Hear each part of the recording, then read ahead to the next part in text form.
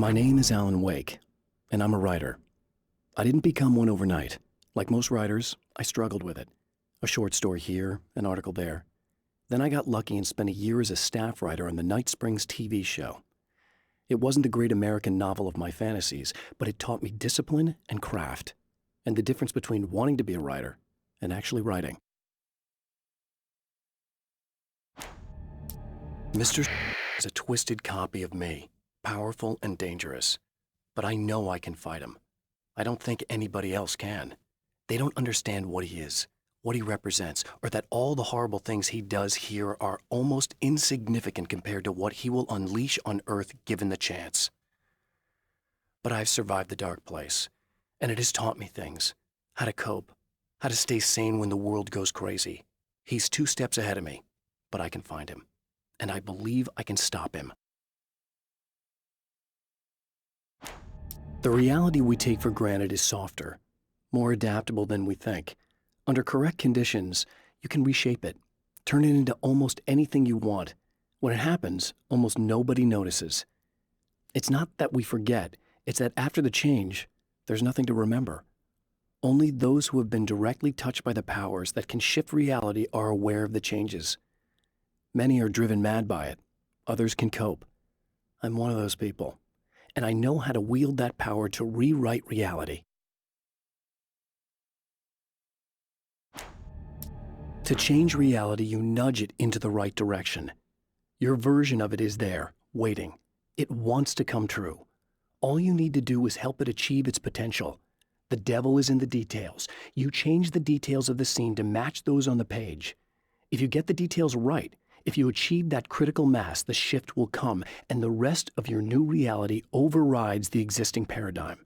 The lie, no matter how outrageous, is now the truth.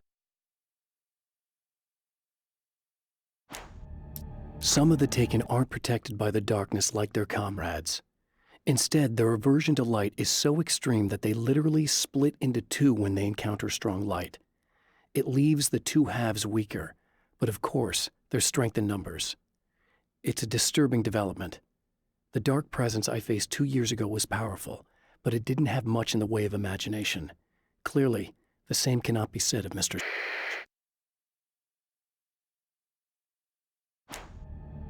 The strands of webbing glistened in the beam of my flashlight, fine, almost ethereal. They were fresh and right in my path. I held my breath and waited, ears straining. Nothing. I moved on, concentrating on the task at hand. Just get what I was looking for, then leave. That's all I keep telling myself. For a moment, I actually thought it might be as simple as that. Then, I heard too many legs skittering across the ground. My own face peered back at me from the TV screen. For a moment, I struggled with the sensation of déjà vu. How many times have I seen myself like this now? And then there was that easy grin that never seemed quite as quick or natural on my own lips, the dark, malicious twinkle in the eyes. And I knew who I was looking at. As he pulled back and revealed the room behind him, my throat went dry. There was nothing I could do but watch. At the oil derrick, the wheel had been jammed in place and turned until the oil gurgled and flowed thick and flammable. The warning lights were blinking in a fast rhythm, bright and steady, powered by the battery.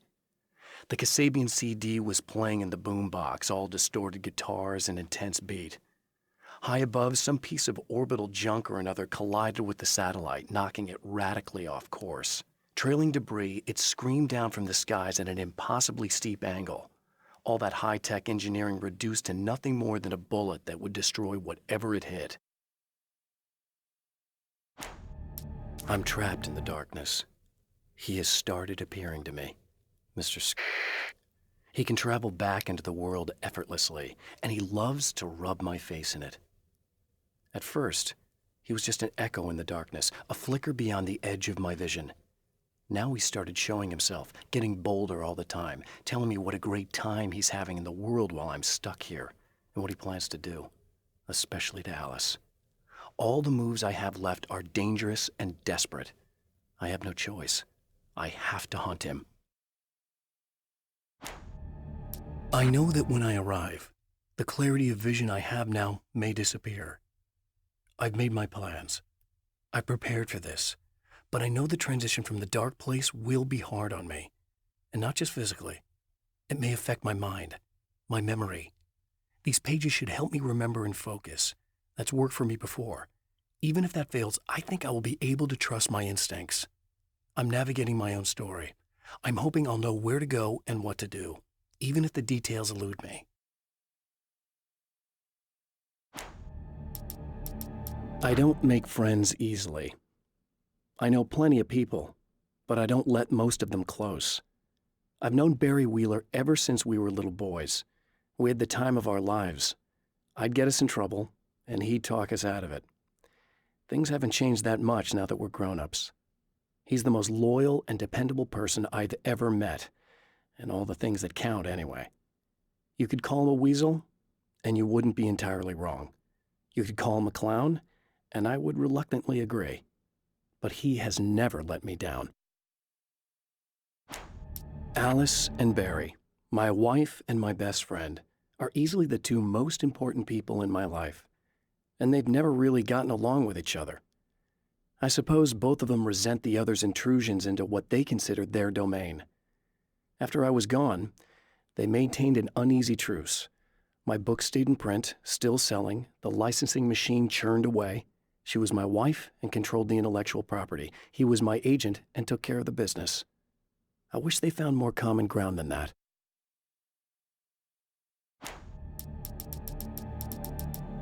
Night Springs doesn't exist. It's a fictional town from the TV show I used to work on. It was Any Place USA, a place we used as a backdrop for whatever strange story we had that week. One of the stories I wrote for the show involved a man, the champion of light, fighting his evil double, the herald of darkness. It was something I'd written back in the real world, something I had a link to, a framework I could build on. I had adapted it into a new story. This story. Now Night Springs is in Arizona, although not for long. It's in Arizona because whatever the town that has become Night Springs is really called is located near one of the thin, worn places in the world where dreams and reality flow together and life is always a little strange. Perfect analogy for Night Springs. I can't return to the real world. I've tried, but I'm operating on dream logic, forcing the door open a crack so I can slip through. I can enter the strange little town of Night Springs. All I did was put it in Arizona for one night. In Bright Falls, I was constantly under attack by birds that were more shadow than flesh and feathers. But this is an evolution. Some of the taken were actually capable of turning into a flock of birds to escape my attacks and turning back into human form to make surprise attacks. With all the herbs, crystals, and the rest of her New Age paraphernalia, Emma Sloan had been called a hippie and a freak and worse. It was that small-town mentality. She was a female mechanic, and even in 2011, there were always going to be backward shit-kickers who thought that was a hoot. She didn't mind. She could deal. She could take any engine apart, even the new ones with all the computers in them. Turned out that these boys were awful polite while waiting for her to put them back together. Thor and Odin Anderson, old gods of Asgard. I still don't quite know what to make of them. I know they used to be rock stars who modeled their stage personas after Norse gods. I know they're old. I know that in their day they fought the darkness as I do. I know they're demented and insane, ravaged by age and self-abuse. But there's something in them, something powerful that took hold when they were touched by the powers beyond. A thing that goes far beyond just stage names. Something godlike. The Anderson brothers should probably have been in a facility somewhere, despite their tendency to escape from such places.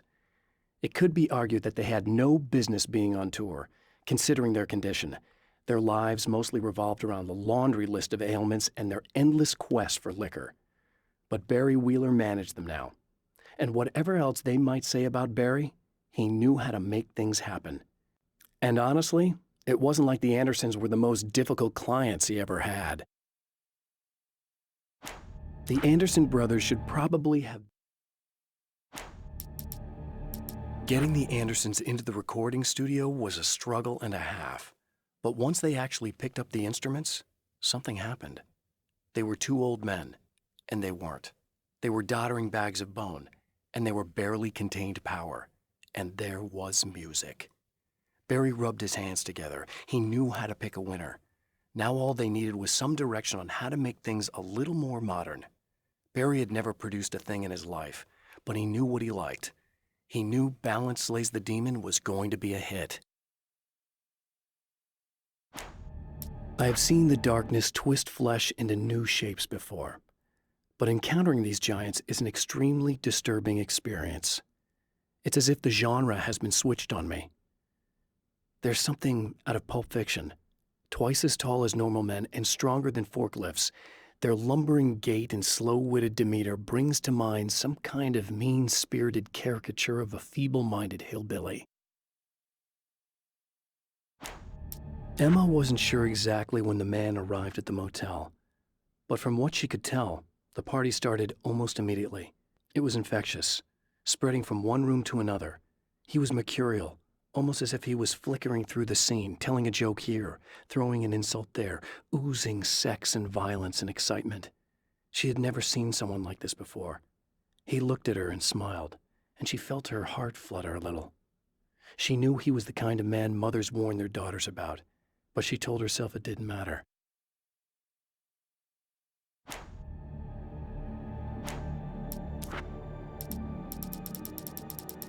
As a storyteller, my first real love was crime. And it was in that genre that I finished my first novel, starring the perpetually miserable Alex Casey, whose entire life was a wound that never healed. The books sold as fast as they hit the shelves. I wrote 5 more Alex Casey books, and they all were bestsellers. I became rich. I became famous. Success brought pressure, and I didn't handle it very well.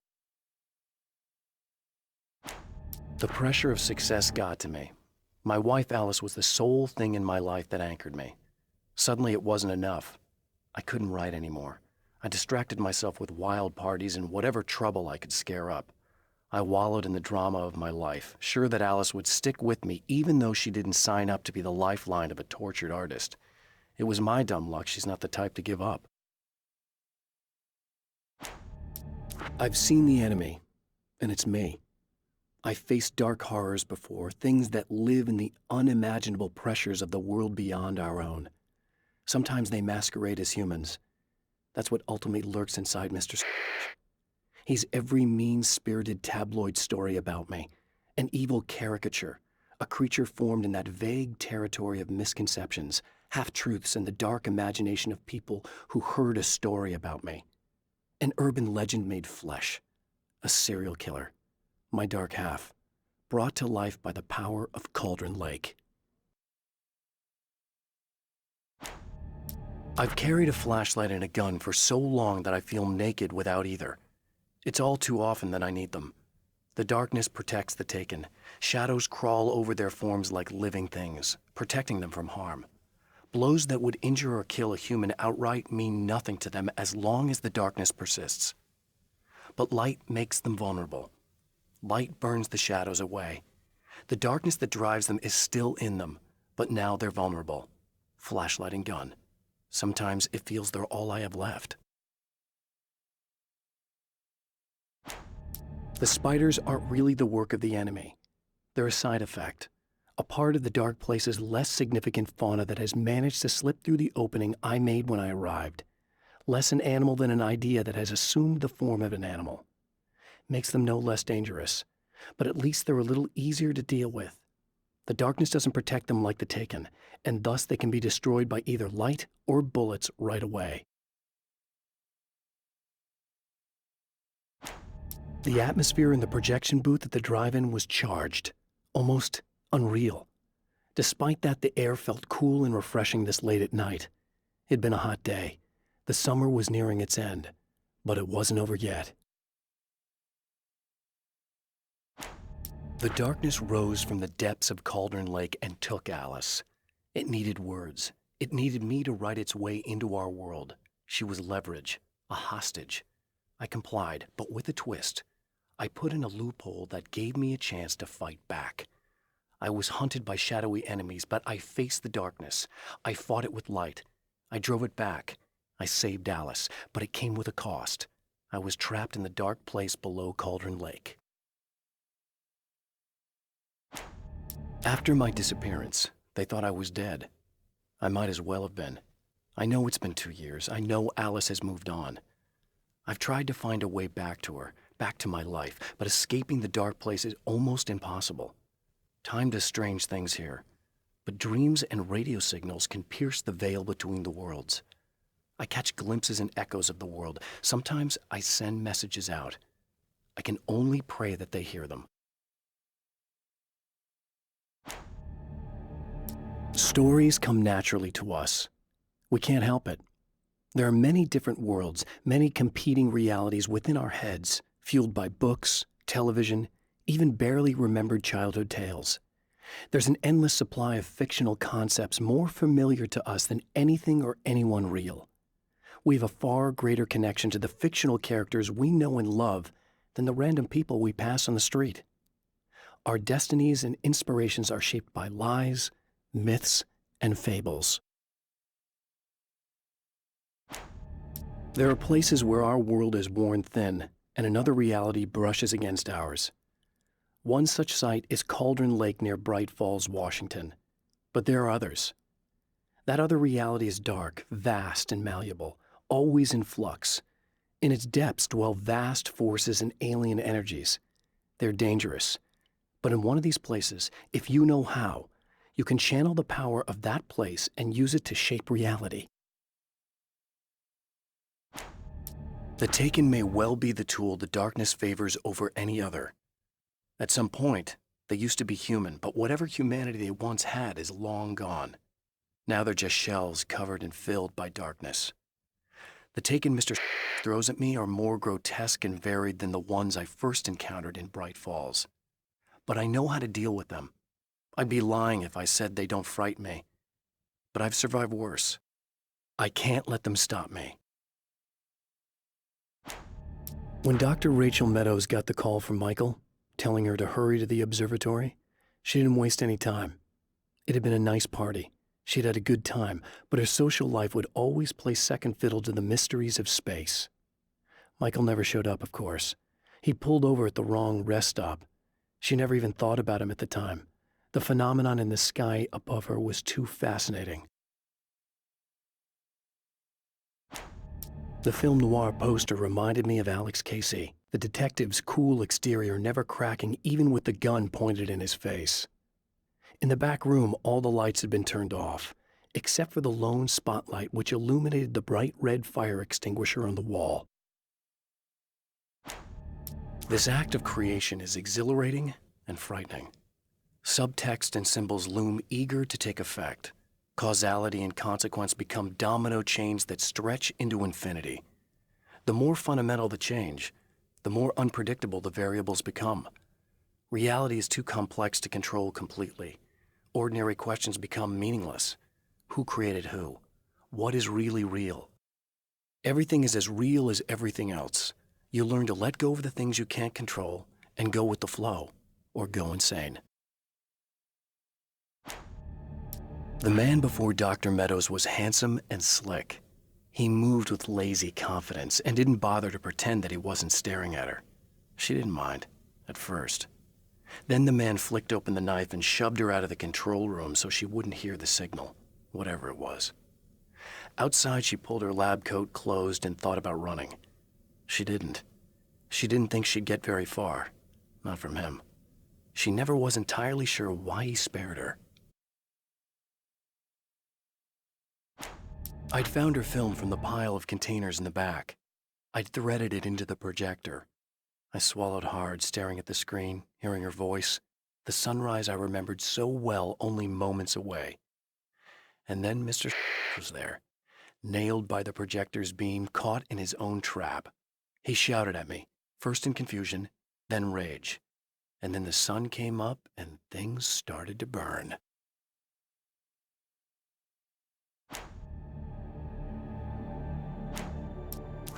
The Taken were always single-minded. My writer's block got worse. I didn't sleep much anymore. My life with Alice seemed like a constant fight. I was a wreck. Alice took steps. She booked a vacation in Bright Falls, a small town in Washington. It was supposed to be a chance to break out of the cycle I was in. She didn't know about the darkness in Cauldron Lake. Alice, my wife, the best thing that ever happened to me. She smiles and the darkness lifts. For her, I've tried things I otherwise never would. I've never really minded if it's made me feel like a fool. She's a photographer, and the world she sees through her lenses is unique and beautiful. She has the vision. She sees things others don't and knows how to make them visible to everybody. She did it with me, too. She teased out things I was only vaguely aware of. She always saw me in the best possible light. It's been 2 years since I came here. Being that long without Alice breaks my heart, and I know it broke hers. I know she thinks I'm dead. How could I blame her for that?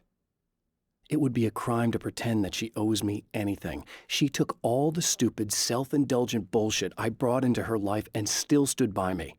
Still loved me. It's no betrayal. But I'm a better person now than I used to be. I want to be that person with her. The Taken were always single-minded. They had a certain animal cunning, but they weren't very intelligent. That's one reason why they prefer melee weapons. Actual firearms are too complex for them to use. That's why seeing the one who threw grenades at me surprised me. But of course, they aren't actually grenades. There's no pin to pull, no fuse to set off an explosive, just concentrated darkness. The car seemed to sail through the crisp mountain air in slow motion, spinning around one axis almost lazily. The moment was hypnotic. Then it struck the pipeline in a shower of sparks, the impact turning the windshield into a burst of safety glass. As it hit the ground, I snapped out of my reverie. The car was rolling downhill, slowing down as every bump killed momentum but still coming. The fence wouldn't be enough to stop it. The dark place is utterly hostile to human life. It eats at your mind, wants you to succumb to madness. Your own thoughts can turn against you. Every shadow conceals a threat that attacks at the slightest sign of weakness. You're under endless assault. Every day is a struggle for survival. But I've learned to take care of myself. I focus on Alice, our life together, my need to be with her. That takes me a long way in the dark place, as long as I have my gun and the flashlight.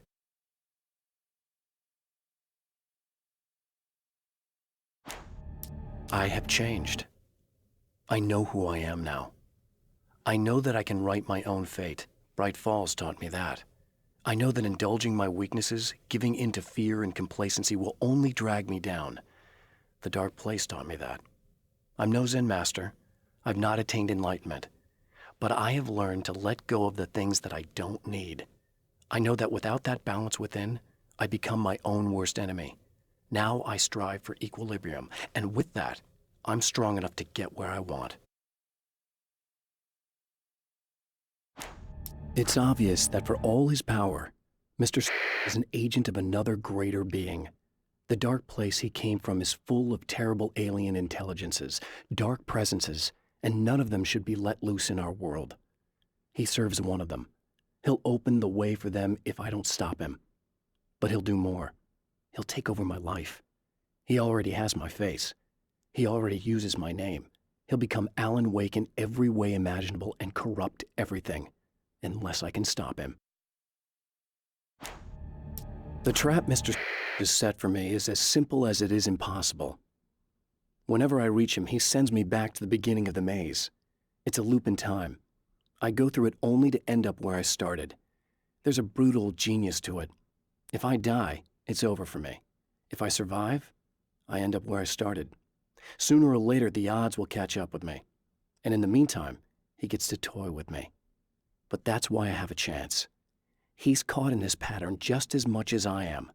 I know where he'll be, and I'm prepared. I have created the weapon that can put an end to this, a blueprint to a new reality. All I have to do is survive long enough to use it.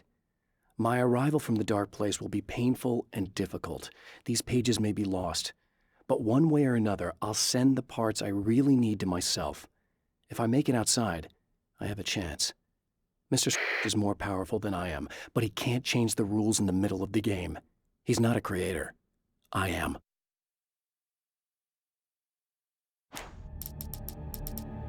To change the world, you must craft a blueprint for the new reality. Any work of art will do, as long as it's a genuine act of creation.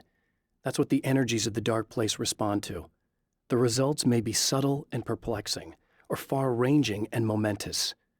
My area of expertise, the written word, gives much more precise results than music or interpretive dance would, for instance. But words can be extremely dangerous. What you define may become reality, but so can that which you imply, even if you don't realize you're doing so. For Serena Valdivia, burning the midnight oil was more of an exception than a rule. A procrastinator and a perfectionist, she often worked when she wouldn't be disturbed. Tonight was especially important. The film festival would open tomorrow, and there was still so much to sort out. It wasn't that the work hadn't been done. She just didn't feel like she had completely mastered everything yet. There's more to fighting the Taken than just burning away the darkness that protects them. When I'm fighting for my life, I find myself slipping into a state of intense concentration that makes the beam of my flashlight seem more powerful and focused. I used to think it was just my imagination, something brought on by the adrenaline and fear of death, but now I'm not so sure. I've been touched by powers that I can't begin to truly comprehend, and they've left a mark. I'm starting to think this might be a part of it. When the dark man's eyes suddenly locked into Serena's, she flushed hot. They ignited a black fire in her. He was talking. He wanted the power turned off. He said something about the projector booth. She hooked a finger under his belt buckle. He grabbed a hold of her throat and twisted until it hurt. Somewhere deep inside, a part of her screamed in paralyzed horror, but the moan that escaped from her throat had no panic in it. "Pay attention," he said. "Business first." His eyes glittered shamelessly. Hers did too. The clothes I wear now I shaped from dreams and memories. It's an old outfit, originally from the 90s. The last time I wore it was when I was still writing and Alice and I took a vacation in the desert before our troubles began. The night before, we'd been at a party, and I had dressed to the nines. On that lazy day, I put on these old clothes, worn and comfortable. Alice made a joke about grunge. I felt a little embarrassed, but I stuck with them.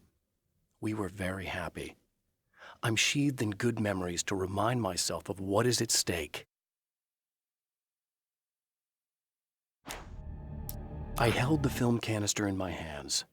I saw her name written across it in big letters, followed by the title. It was a time capsule, moments snatched from times gone by, from a past that I hoped could also be our future. It was my salvation, our chance to be together. A tin can with a bit of magic in it that she didn't even know about, something I could put to good use. There were only moments left before I had to face him.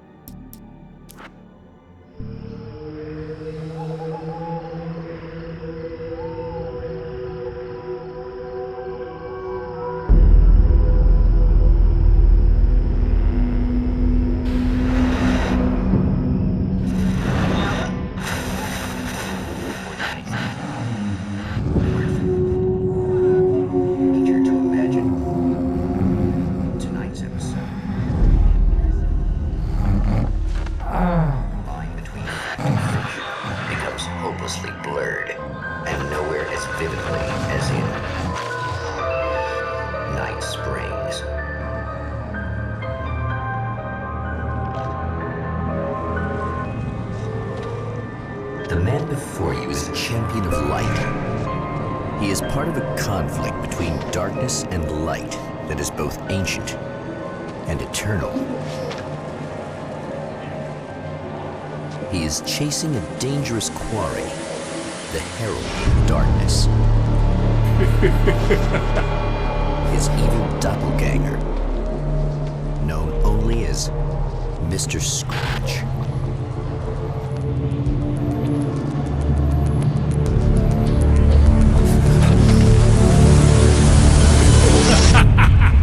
I'll catch you eventually! Maybe. But what are you gonna do then? By then, I'll have had my hands on everything you love.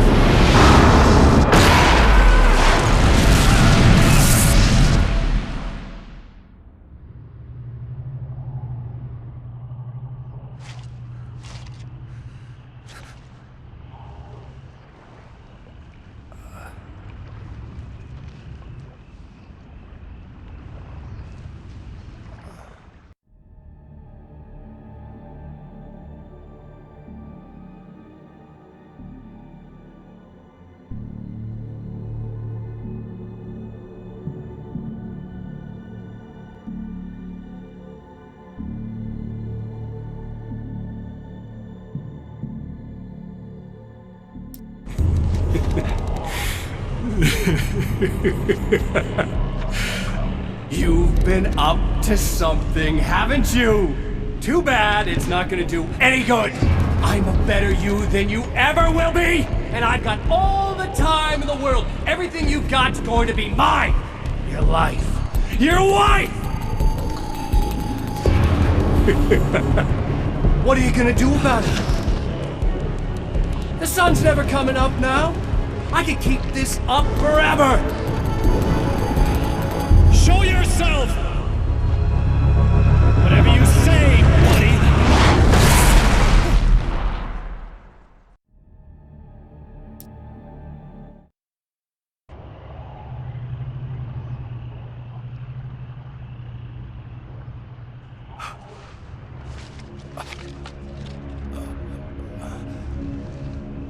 The rush of darkness is unstoppable. Time itself twists and tears, sweeping the champion of light back with its dark currents.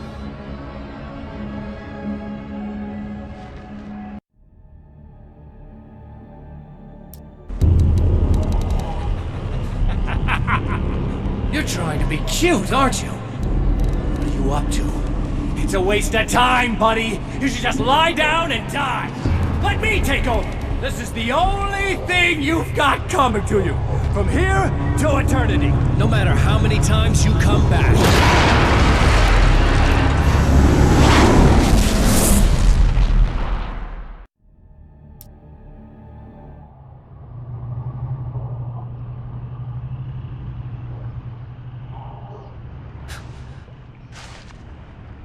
Time folds back on itself.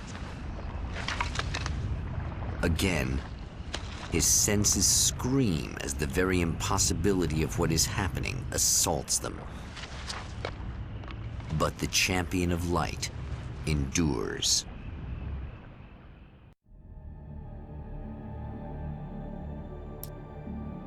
Oh, come on, buddy. Why don't you... What? What is this? No! No!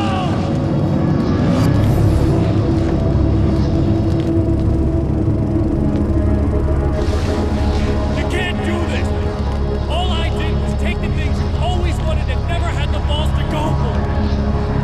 It's my turn now. It's my life. It's my life.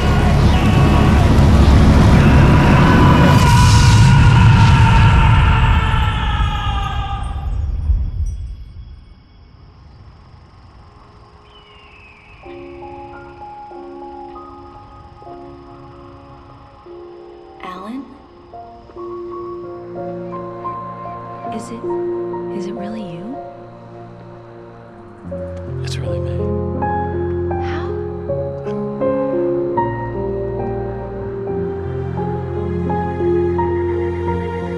I love you. I love you.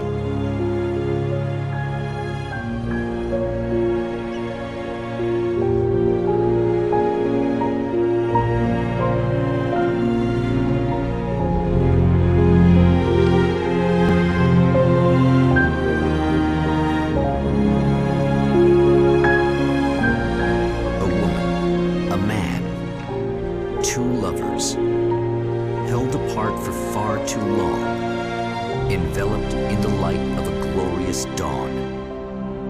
They both feel it. He's home at last. Are these actual events, or merely a dream?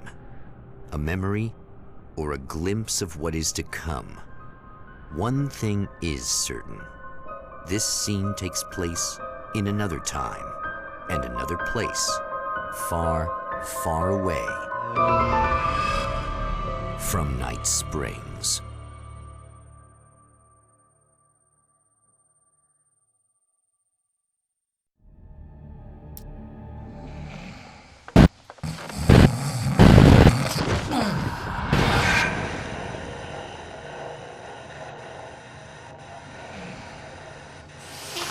No?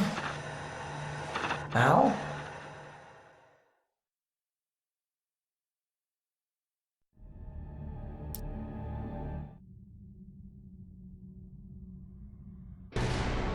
Deep in the ocean of darkness, in the mirror of light, balance becomes a stranger, and in your fantasies, he rides a storm on your peace.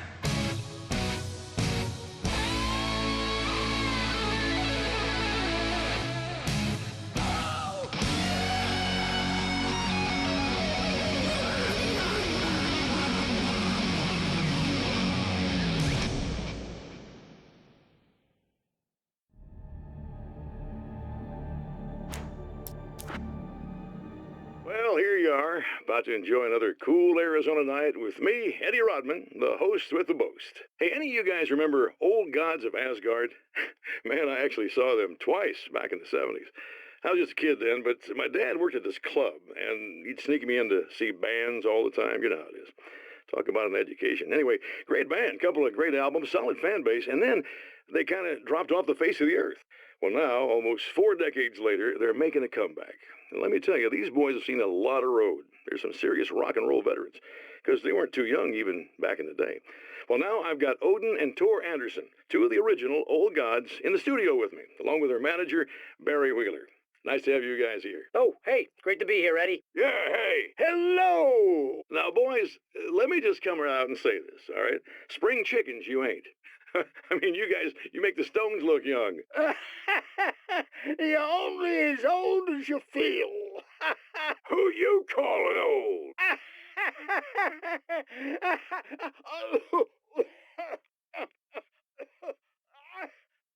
Now, your last album was 1978's In the Valley of My Shadow.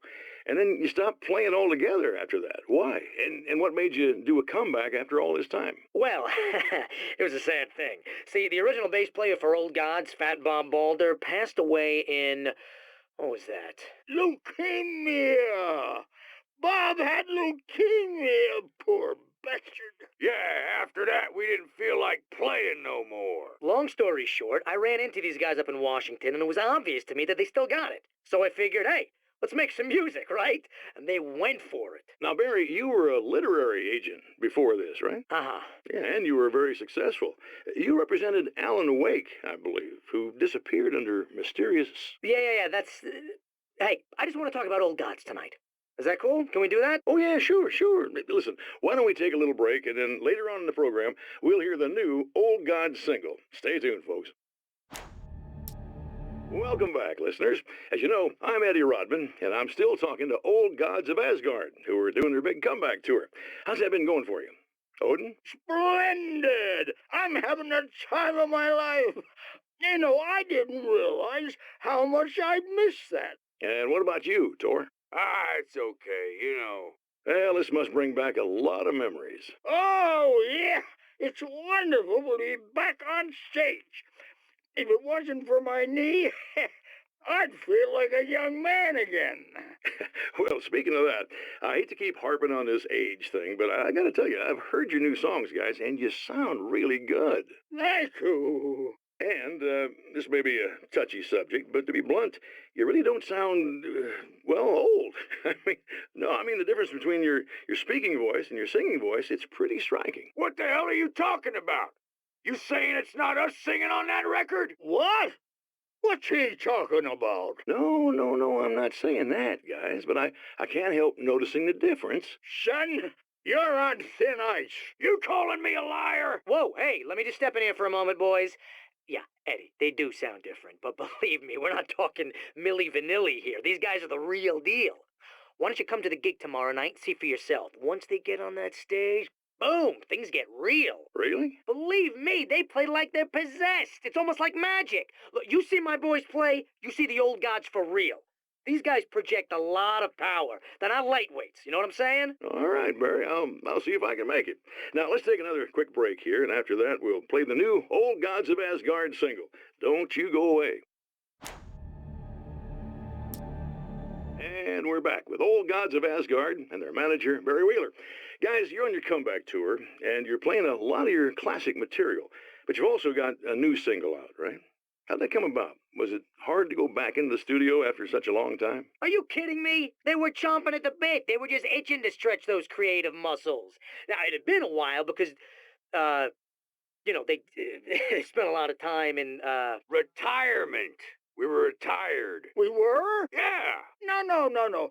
We were at the lodge, and we escaped. We were at the retirement, retirement thing. yeah. So, really, once we got in the studio, things started happening. Now, the music has changed a little bit, and the boys were a little rusty, so it took us a while to find the right gear. But hey, once we got going, boy, they kicked ass. And it's an awesome song. It's called Balance Slays the Demon, and seriously, I think it's their finest work. And hey, I should know, I produced it. Oh, really? I didn't know you were a producer. Well, this was my first time. I mean, they needed a little bit of guidance, you know what I mean? I mean, don't get me wrong, these guys are the best. But it's the 21st century, man. Things just sound a little different these days.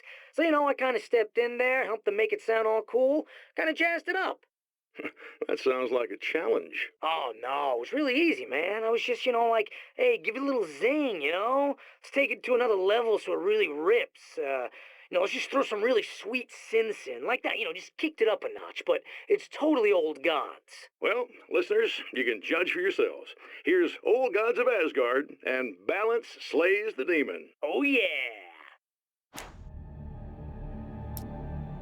Okay, people, it's Eddie Rodman here with a few hours to kill, and there's nobody I'd rather spend them with. Nobody else in the whole world. Oh boy, that'll land me in hot water when I get back home, won't it? Well, just in case my wife is listening, and you always are, aren't you, baby? Let me tell you, you are the exception, honey. And the prettiest lady I ever saw to boot. But I'd really like to spend some quality time with you listeners, because, well, tonight's one of those nights. You're sitting in the studio and you kind of forget how long it's been or what day it is. You just sit here and go through the motions, and you might as well have been here forever. You keep talking, but you don't even know what you're saying. It's like you're on automatic. You can't stop the ride and get off. It's times like these that I really wish that somebody would just call in and relieve my boredom. How about it? Anybody? Come on now, help a fella out. Our lines are open. Oh, praise be. You guys are coming through for me. A pretty little light just started blinking on my board here, and that means there's a caller out there. You know, when the hours stretch into eternity like this, when it feels like I'm stuck in a rut and just reliving the same endless night over and over again, I feel genuinely touched by someone actually reaching out to me, breaking the monotony. I just want you to know that it really matters to me. Caller, you're on the air. You suck, Eddie! Did you know that this is my dream job? True fact. I was about to do the weather, but I see we have a caller. Hey, you're on the air with Eddie. What's up? Hey, Eddie, it's Ricky. You talked about fate before. You think about that a lot? Not a lot, to be honest, but I take it you do. Oh, yeah. Oh, yeah. Any conclusions you'd care to share, Ricky? Well, we've got free will, right? That's in the Bible and everything. Yeah, right, sure. So free will, right? Am I right? I mean, if we can do what we want, how can there be fate? I mean, you don't know what's going to happen next, so there's no fate. There's just people doing stuff. Well, I don't know, Ricky. I don't suppose you have considered the possibility that we're all here in the service of a greater purpose, incomprehensible to us, and that what we take to be freedom is nothing more than the move of a pawn on some cosmic chessboard, limited in scope, subject to the whims of unseen players, existing only for their entertainment. Or perhaps we're just a twisted reflection of actual events that can happen elsewhere. Could it be that such is life in Night Springs? Dude, what? Food for thought, Ricky. Food for thought.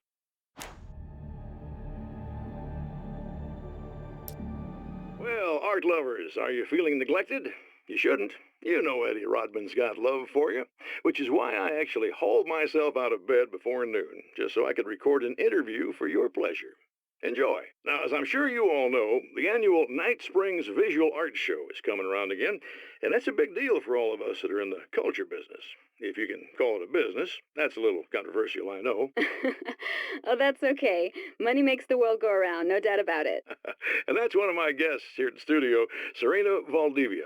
She's a curator at the Night Springs Gallery of Visual Arts, and she's in charge of the NSVA Film Festival, held this year at the old Night Springs Drive-In Theater. Hello, Eddie. It's great to be here. And let me just say that it's a wonderful venue. Absolutely. And with her is one of the filmmakers, somebody who's actually primarily known as a renowned photographer, Alice Wake. Hello. Now, Alice, I've seen a lot of your work over the years. It's very impressive. My wife's a big fan, actually. Oh, thank you. You've gained quite a bit of fame as a photographer, but that's not why you're here, right? You actually have a film. That's a little surprising. For me, too. I really wouldn't be here at all if it weren't for Serena. You two are friends, I take it? Yeah, we move in the same circles.